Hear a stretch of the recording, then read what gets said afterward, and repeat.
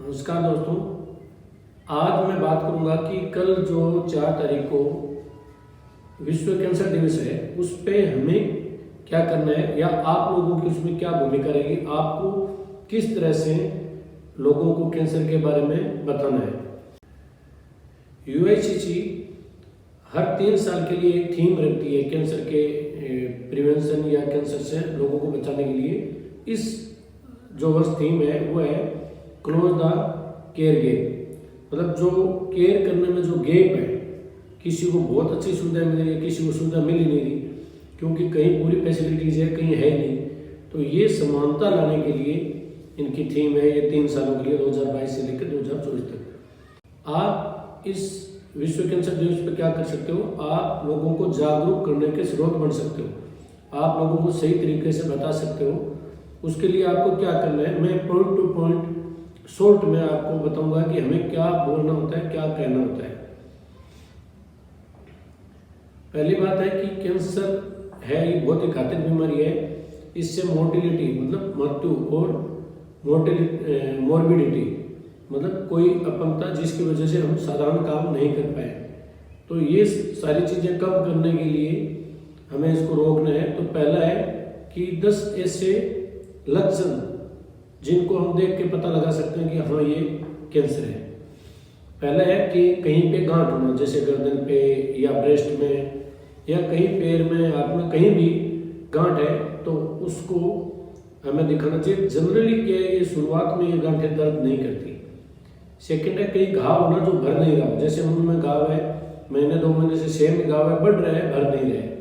तीसरा है खाने पीने के टाइम में गले में दर्द होना, फिर आवाज़ में बदलाव होना, खांसी में खून आना, पेट की जो नियमित प्रक्रियाएं हैं उनमें बदलाव आना, पेशाब में खून आना, लेटरिन में खून आना, ऐसा बुखार जो महीने भर से आ रहा है, उतर नहीं रहा, सारा ट्रीटमेंट कर लिया फिर भी। तो बच्चों में खासकर ल्यूकेमिया के लक्षण होते हैं। और ब्लीडिंग, पीवी महिलाओं में बच्चे जाने के रास्ते अनियमित मासिक स्राव या ब्लीडिंग हो रही हो, ये हमारे 10 लक्षण हैं जिनको तो हमें देखना आना ही चाहिए। और जब इस तरह की लक्षण मिलते हैं तो हमें डॉक्टर से कंसल्ट करना चाहिए।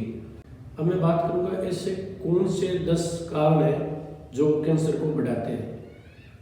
पहला और सबसे कॉमन है वो है तंबाकू। तंबाकू चाहे बीड़ी के रूप में हो या सिगरेट के रूप में पीने वाली, या फिर चबाने का जो गुटखा है, पुड़िया है, इस तरह की सारी चीज़ें जो तंबाकू के रूप में हम यूज़ ले रहे हैं।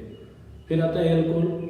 एल्कोहल से पेट के जो बीमारी कैंसर होते हैं उनके चांस बढ़ जाते हैं। पेस्टिसाइड्स, जितने भी हम फसल का उत्पादन बढ़ाने के लिए कीड़े मकोड़े नहीं लगे तो पेस्टिसाइड्स यूज लेते हैं। तो जो घटिया क्वालिटी की पेस्टिसाइड्स होती है वो पड़ी रहती है, डिग्रेडेशन नहीं होता। बाकी जो डिग्रेडेबल पेस्टिसाइड यूज लेते हैं तो वो 10 से 15 दिन के बाद वो ऑटोमेटिक खत्म हो जाती है, डिग्रेड हो जाती है। एक है मिलावट, हर खाद्य पदार्थ में मिलावट है, तो हम चाहकर भी बचने के उस रास्ते पे नहीं है। कोई भी आदमी ये आगे की नहीं सोचता कि इससे क्या नुकसान होगा, लेकिन वो कुछ न कुछ मिला देते हैं, वो हमारे जीवन के लिए घातक हो जाते हैं। फिर है सफाई, जो साफ सफाई रखें, जैसे ह्यूमन पेपिलोमा वायरस है जो बच्चे जाने के कैंसर के लिए वायरस है, वो अगर हाइजीन रहे तो वो कम होने के चांस रहते हैं। तो ये इन्फेक्शन भी इसमें कारण है, जैसे HPV और एक हेपेटाइटिस B और C जो लीवर कैंसर के लिए। तली हुई चीज़ें बहुत ज़्यादा खाना या कोई ऐसी नुकीली चीज़ या ऐसा कोई आपके जहाँ पे रोज कुछ न कुछ चोट लग के और कोई घाव है जो भर नहीं रहा, बढ़ रहा हो लंबे टाइम तक, या जली हुई चमड़ी हो वहाँ पे कुछ घाव बनता जा रहा है या रोज चोट लगती है, तो इससे कैंसर होने के चांस बढ़ जाते हैं। Last, unsafe sex and life style में लेजीनेस। जब आप एक्सरसाइज, योगा या गेम कुछ भी नहीं करते हो तो बॉडी के अंदर जो इम्यूनिटी की पावर होती है वो धीरे धीरे कम होती जाती है। प्रारंभिक स्टेज में कैंसर को रोकने का काम इम्यूनिटी का बहुत अच्छा है, बाद में तो हो सकता है कैंसर और कम कर जाए। तो वो इम्यूनिटी जब आपका हेल्दी जीवन रहेगा तभी बढ़ेगी। सिर्फ खाने पीने से नहीं बढ़ सकती, खाना पीना हमारा बहुत अच्छा है नहीं। 7 ऐसी बातें जो हम इस कैंसर को रोकथाम में यूज ले सकते हैं। पहला है एजुकेशन, हम कैंसर के बारे में कैंसर के कारणों के बारे में, उनके लक्षणों के बारे में एजुकेट करें, लोगों को बताएं कि भाई ये चीज़ें हो तो ये कैंसर हो सकती है और ये कैंसर करती है। सेकंड है स्क्रीनिंग। जब हम टाइम जिस हिसाब से टाइम निर्धारित है उस हिसाब से जो कैंसर होने से पहले ही हम पता लगा सकते हैं स्क्रीनिंग के द्वारा, तो वो स्क्रीनिंग टाइम टू टाइम करवानी चाहिए। फिर है प्रिवेंशन एंड अर्ली डिटेक्शन। जब हम स्क्रीनिंग करते हैं तो हम हेल्दी लाइफ स्टाइल के बारे में बताएंगे, हम कुछ बदलाव है उनके बारे में बताएंगे, जिससे पेशेंट में कैंसर होने से हम रोक सकते हैं। क्यों? हम मोटिवेट करते हैं, कोई अगर नशा कर रहा है तो उसको नशा छुड़वाएंगे। तो ये सारा प्रिवेंशन में आएगा कि हम उनको रोक रहे हैं, उन जो कोज है उनसे भी दूर रख रहे हैं। अर्ली डिटेक्शन, हम जब कैंसर को अर्ली स्टेज में डायग्नोज कर लेंगे तो उनका ट्रीटमेंट होना बहुत आसान हो जाएगा। तो जब कैंप लगा के जगह जगह और छोटे जो हॉस्पिटल्स है गांव में तहसील लेवल पे, वहाँ भी कैंसर के अर्ली डिटेक्शन के लिए जांचें होनी चाहिए।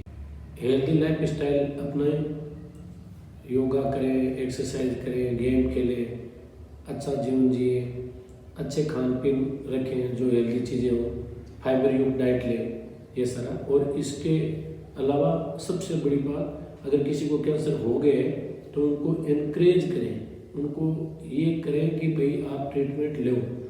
हम ट्रीटमेंट नहीं लेके ज़्यादातर पेशेंट को मौत के मुंह में धकेल देते हैं, उसके बजाय हम ट्रीटमेंट दे के कुछ परसेंटेज 40%, 50%, 60% तक हम ठीक कर सकते हैं। तो हमें ट्रीटमेंट के लिए इनक्रेज करना चाहिए, ये बहुत बड़ा रोल है। यहाँ हमारे ट्रीटमेंट पेशेंट करवाना नहीं चाहता, आज भी 50% लोगों की ये होती है, आप इसका ट्रीटमेंट मत दो और कोई गोली दे दो। तो दर्द की गोली से कैंसर नहीं रुक सकता। हमारा जो मेन काम है ट्रीटमेंट देना। जब पेशेंट हमारे पास आए तो हम उनको ट्रीटमेंट दें, लेकिन हमारे यहाँ पे मेन काम हो गया कि हम उसको मनाते हैं कि भाई तू ट्रीटमेंट ले ले, जिससे कि तेरी उम्र बढ़ जाए और सुखी जीवन रहे। जिस हिसाब से स्टेज है उसी हिसाब से ट्रीटमेंट दिया जाए, तो या तो वो ठीक होने के ट्रीटमेंट के हिसाब से देते हैं तो ठीक होने के चांस बनते हैं, और अगर दर्द कम करने के लिए देते हैं या अच्छे लाइफ स्टाइल के लिए देते हैं तो उस दर्द रहित जिंदगी है वो जी सके। तो इसमें पेलिएशन और हॉस्पाइस की व्यवस्था भी हो, जिसमें एंड स्टेज में आप उसको emotionally, physically, spiritually, socially support कर रहे हो, जिससे उनको ये अकेलापन या ये डर नहीं सताए कि मेरा लास्ट स्टेज है, अब क्या होगा। धन्यवाद।